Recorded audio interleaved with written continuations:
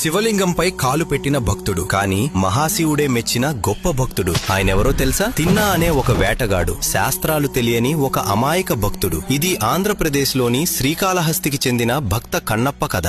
ఒకరోజు అడవిలో ఒంటరిగా ఉన్న శివలింగాన్ని చూసి ఇదే నా దేవుడు అని అనుకున్నాడు. ఎవరూ లేరు, చూసుకునేవారే లేరు అని అనుకుని శివుడిని తన దేవుడిగా స్వీకరించాడు. నా దేవుడు ఆకలిగా ఉంటాడు అని భావించి స్వర్ణముఖి నది నుంచి నోట్లో నీరు తీసుకువచ్చి శివలింగాన్ని అభిషేకం చేస్తాడు. తాను వేటాడిన ఉత్తమ మాంసాన్ని నైవేద్యంగా అర్పిస్తాడు. ఉదయాన్నే వచ్చిన పూజారి శివలింగంపై ఉన్న ఎంగిలి చేసిన మాంసపు ముక్కలు చూసి దిగ్భ్రాంతి చెందేవాడు. ఎవరో అపవిత్రమైన పూజ చేస్తున్నారని బాధపడుతూ మహాదేవుడిని ప్రార్థించేవాడు. ఆ రాత్రి పూజారి కలలో శివుడు దర్శనమిచ్చి, రేపు దాక్కుని చూసి నిజమైన భక్తి ఏంటో తెలుసుకో అన్నాడు. మరుసటి రాత్రి పూజారి దాక్కుని చూస్తుండగా కన్నప్ప శివలింగం ముందు తాను ఎంగిలి చేసిన మాంసపు ముక్కలు అర్పిస్తూ భక్తితో తన పూజను ప్రారంభించాడు. అప్పుడే శివలింగం కుడి కన్ను నుంచి రక్తం కారడం మొదలైంది. కన్నప్ప భయంతో ఆతృతతో ఔషధ మూలికలు పెట్టిన ప్రయోజనం లేకపోయింది.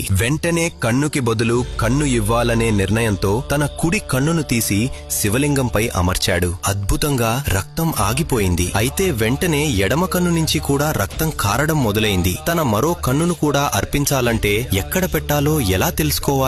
అందుకే తన కాలు శివలింగంపై పెట్టి స్థానం గుర్తుపెట్టుకుని రెండో కన్నును కూడా అర్పించాడు. ఆ పరమ త్యాగం, ఆ పరమ భక్తి చూసి పూజారి ఆశ్చర్యంతో అలా చూస్తూ నిలిచిపోయాడు. ఆ క్షణమే శివుడు ప్రత్యక్షమై కంటిచూపు ప్రసాదిస్తాడు. కన్నప్పను ఆలింగనం చేసి అతనికి మోక్షం ప్రసాదించాడు. ఈ సంఘటన జరిగిన స్థలం ఆంధ్రప్రదేశ్ లోని శ్రీకాళహస్తి. ఈ పేరు 3 పురాతన భక్తులైన శ్రీ అంటే సాలీడు, కాల అంటే పాము, హస్తి అంటే ఏనుగు అనే ఆది భక్తులు స్వర్ణముఖి నది ఒడ్డున వాయులింగాన్ని ఆరాధించి మోక్షం పొందినందున ఈ స్థలానికి శ్రీకాళహస్తి అని పేరు వచ్చింది. కన్నప్ప తన కన్ను అర్పించిన కొండను కన్నప్పేశ్వర కొండ అంటారు. భక్త కన్నప్ప త్యాగాన్ని స్మరించుకుంటూ కామెంట్ లో హరహర మహాదేవ్ అని తప్పకుండా రాసి మా ఛానల్ ని సబ్స్క్రైబ్ చేసుకోండి. తిరుమల కొండ సాధారణ పర్వతం కాదు, అది ఆదిశేషుని శరీరం అని మీకు తెలుసా? భూమిపై మనం చూసే ప్రతి కొండకు ఒక కథ ఉంటుంది. కానీ తిరుమల శేషాచలం మాత్రం ఒక సాధారణ పర్వతం కాదు, అది ఆదిశేషుడు అవతారమే. ఈ శేషాచలం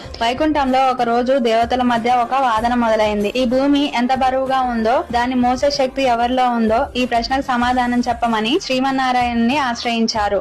అప్పుడు శ్రీమన్నారాయణుడు తన ప్రియ సేవకుడు ఆదిశేషుని పిలిచాడు. భూమిని మోసే శక్తి ఉన్నవాడు నీవే కదా అని ప్రశ్నించాడు. ఆదిశేషుడు వినయంతో తల వంచి ఇలా అన్నాడు, ప్రభు, భూమి మీ సృష్టి, దాని బరువు కంటే మీ లీలల బరువే ఎక్కువ. ఈ మాటల్లోనే అతని భక్తి వినయం కనిపిస్తుంది. ఆదిశేషుడి భక్తికి ప్రసన్నుడైన శ్రీమన్నారాయణుడు ఒక లీలగా ఇలా ఆజ్ఞాపించాడు, నీవు భూమిపై పర్వత రూపంలో అవతరించు, కలియుగంలో నేను నీ మీదే నివసిస్తాను. వెంటనే ఆదిశేషుడు వైకుంఠం నుంచి భూమికి దిగాడు. ఆకాశం చీరుంటూ దైవకాంతులతో వెలిగిపోతూ ఒక మహాపర్వత రూపంగా మారాడు. అదే శేషాచలం, అదే శేషాద్రి, అదే వెంకటాచలం. ఆదిశేషుడి తపస్సు భూమిపై కొండగా నిలిచింది. ఆదిశేషుడి అపార భక్తికి మెచ్చిన శ్రీమన్నారాయణుడు కలియుగ ప్రజలకు మోక్షం ప్రసాదించేందుకు ఈ శేషాచల పర్వతంపై శ్రీనివాసుడిగా అవతరించాడు. అందుకే అంటారు, శేషాచలం అంటే రాయి కాదు, అది ఆదిశేషుడి శరీరం. ఆ పర్వతంపై ఉన్న వెంకటేశ్వరుడు ఆ దేహంలో ప్రాణం. ఫ్రెండ్స్, వీడియో నచ్చితే లైక్ చేసి సబ్స్క్రైబ్ చేసుకోండి. ఓం నమో వెంకటేశాయ అని కామెంట్ చేయండి.